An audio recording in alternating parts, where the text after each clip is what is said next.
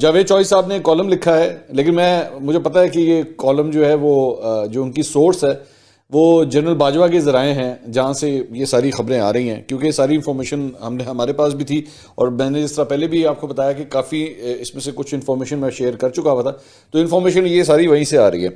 नरेंद्र मोदी पाकिस्तान आने के लिए रजामंद हो चुके हुए थे, लेकिन ये जो क्या कहते हैं इसकी वजह ये थी कि बैकड्रॉप के अंदर जो है अजय डोवल जो उस वक्त नेशनल सिक्योरिटी एडवाइज़र थे भारत के, उनके और जनरल फैज़ के आपस में खुफिया मुज़ाकरात जो है वो चल रहे थे। तो 9 अप्रैल 2021 का फैसला हुआ कि जी 9 अप्रैल 2021 को वो पाकिस्तान आएंगे। मोदी जो है वो हंगलाज माता के पुजारी हैं, नरेंद्र मोदी, तो ये सीधा हंगलाज माता के मंदिर जाएंगे यहाँ पर और वहाँ 10 दिन का भरत रखेंगे और उसके बाद वापसी पे वो इमरान खान साहब से मिलेंगे, उनका बाजू पकड़कर हवा में लहराएंगे और दोस्ती का ऐलान कर देंगे। नरेंद्र मोदी ये ऐलान भी करेंगे कि हम तजारत भी खोल रहे हैं, हम दोनों एक दूसरे के मुल्क में मुदाखलत और दहशतगर्दी नहीं करेंगे और कश्मीर का फैसला हम 20 साल बाद मिल बैठ के कर लेंगे और इस तरह दोनों मुल्कों के ताल्लुकात जो है वो आपस में ठीक कर दिए जाएंगे। लेकिन ऐन वक्त पर शाह महमूद कुरैशी ने इमरान खान को जो है वो डरा दिया।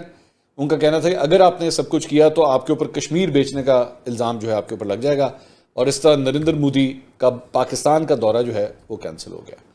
तो ये जो बीजेपी है उसका एंटी पाकिस्तान स्टांस है, लेकिन सर बात ये भी है कि जब वाजपेयी लाहौर आया और उसके बाद वो मीनारे पाकिस्तान पे भी गया और उसने पाकिस्तान की क्रिएशन को अफर्म किया, तो उसके 2 महीने के बाद आपने कारगिल कर दिया। मोदी बीजेपी का लीडर वो लाहौर आया, नवाज शरीफ से मिला और उसके 1 हफ्ते के बाद आपने पठानकोट कर दिया। तो बात यह है कि आप कैसे कह सकते हैं कि वो इंटरेस्टेड नहीं है। उन्होंने तो अपना कैरियर दांव पे लगाया और वो पाकिस्तान आए और उसका जवाब आपने ये दिया कि आपने वहां पे दहशतगर्दी करवा दी। मैं जब यहाँ पे फ्लड्स आए थे बहुत, तो यहाँ पे टमाटर एक दिन 400 रुपए का हो गया था, प्याज भी 300 रुपए की हो गई थी, तो मैंने खुद यहाँ पे बयान दिया कि हिंदुस्तान से ट्रेड करना चाहिए। मेरी पीएम साहब से बात हुई और उसके बाद मैंने एक ट्वीट भी किया कि हम फ्लड्स के दौरान हिंदुस्तान से ख़रीदने के लिए तैयार हैं। पीएम साहब ज़रा सा रिलक्टेंट थे, I was a little more okay with it, लेकिन किसी हिंदुस्तान के वज़ीर ने उस, और हिंदुस्तान टाइम्स में मुझे पता है कि वो ट्वीट मेरा जो था वो पब्लिश हुआ था। इस मुल्क का मैं वज़ीर ख़जाना था, मैं कह रहा हूँ कि हम रेडी हैं आपसे चीनी और आप कुछ सब्ज़ी वगैरह लेने के लिए, और इंटरनेशनल एजेंसीज हमको कह रही थी कि हमको लाने दो वहाँ से। तो हमने कहा ठीक है, लेकिन किसी भी हिंदुस्तान के वज़ीर ने कोई मुस्बत जवाब नहीं दिया इस पर। तो बल्कि मतलब सच्ची बात है कि उन्होंने ज़रा भी हाथ नहीं हमारा पकड़ा। अगर हमने कहा कि इंटरनेशनल एजेंसीज चाह रही हैं हम इरादा खोल देंगे, और मेरी उसके बाद एक मरतबा एक उज़्बेकिस्तान के अंदर हिंदुस्तान के फॉरेन मिनिस्टर से इस बारे में बात भी हुई थी, तो उन्होंने कुछ करा नहीं। में 70,000 अमवात हुई, पाकिस्तानी मारे गए। ये उस एक्सपेरिमेंट का नतीजा है जो नाकाम हुआ। हमने ये चाहा था कि हम अफ़गानिस्तान को अपना पिछवाड़ा बनाएं, अपनी हुकूमत वहाँ पर लगवाएं, जिसमें हम कामयाब हुए, लेकिन उसके असरात अब हम भुगत रहे हैं। लेकिन आज हिंदुस्तान के अगर दुनिया ज़्यादा वो करती है तो दैट्स नॉट बिकॉज कि हिंदुस्तान की फॉरेन पॉलिसी अच्छी है। हिंदुस्तान की इकॉनमी बहुत बड़ी है। जिस मुल्क के पास 600 बिलियन डॉलर्स रिजर्व में पड़े हों, जो इतनी बड़ी मार्केट देती है, तो लोग इसलिए जाते हैं। अगर पाकिस्तान का, मुझे तो अब पता है क्योंकि मैं वज़ीर रह चुका हूँ थोड़े अरसे तक, कि जिन्होंने शर्म आती है बार बार पैसे मांगने के लिए। मतलब सीरियसली, मतलब ये कि आप मतलब ये किस किस्म की हमने फ्रेंडशिप करी हुई है कि आप मतलब कि सीरियसली मतलब ये कि मतलब you are trying to get money out of the Arabs, you are trying to get money out of the Chinese, you are trying to get money out of the western institutions. I mean, we're always just trying to do that.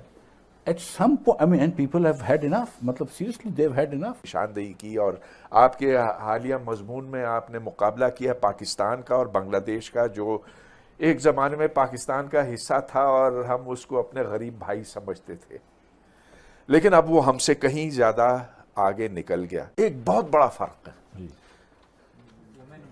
वाज़ेह है, मुझे कुछ कहने की भी ज़रूरत नहीं। Education, उनके गले पर फौज नहीं है,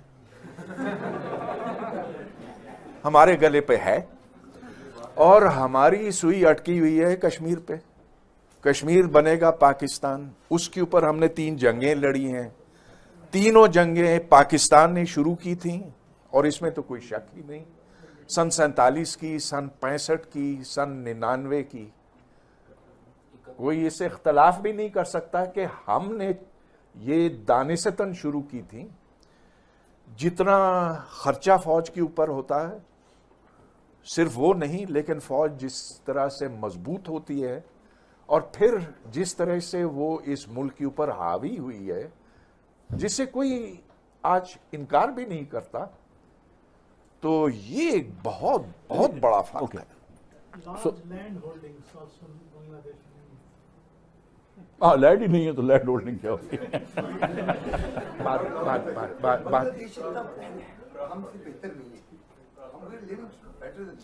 चलिए, सवाल जवाब बाद में होंगे इनको। अच्छा देखिए सर, पाकिस्तान की फौज के ऊपर हम $8 बिलियन खर्च करते हैं।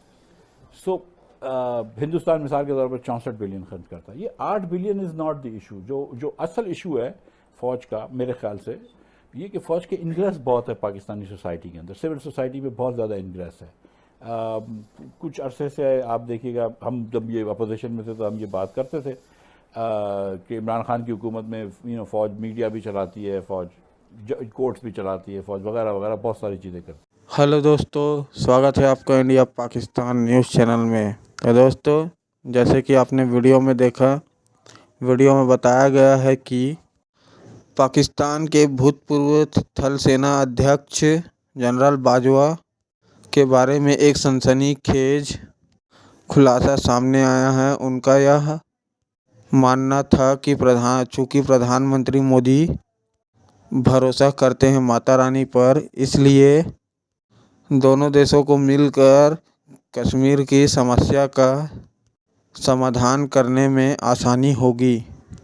पाकिस्तान के पूर्व थल सेना अध्यक्ष जनरल बाजवा नित्य नए खुलासे वहां के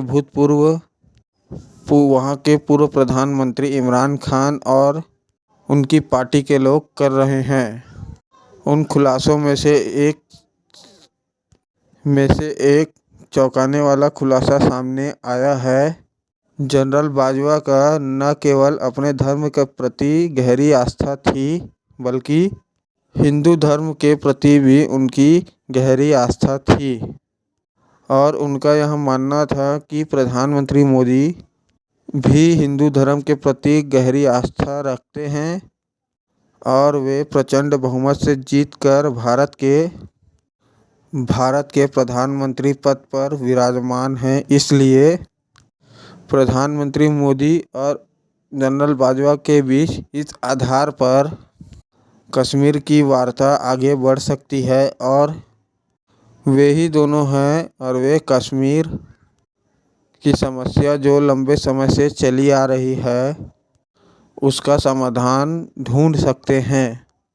और इसी क्रम में जनरल बाजवा ने भारत के सामने सीमा पर युद्ध विराम का एक प्रस्ताव भी रखा था और जिसे भारत की तरफ से उस प्रस्ताव को मंजूर भी किया गया था, जो आज तक जारी है और भारत ने इस युद्ध विराम का कोई उल्लंघन नहीं किया है।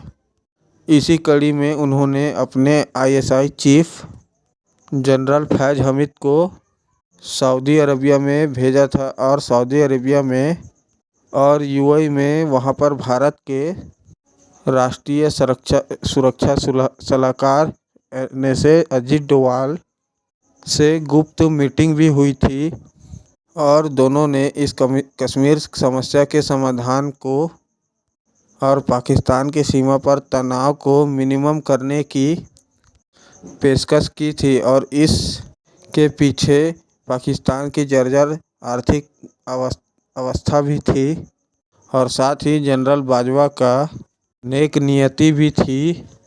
हिंदू धर्म में आस्था रखने वाले लोग सीमा पर खून खराबे से नहीं चाहते हैं। तो दोस्तों, अगर आपको ऐसी वीडियो देखना पसंद है तो हमारे चैनल को सब्सक्राइब करें। धन्यवाद। जय हिंद, जय भारत।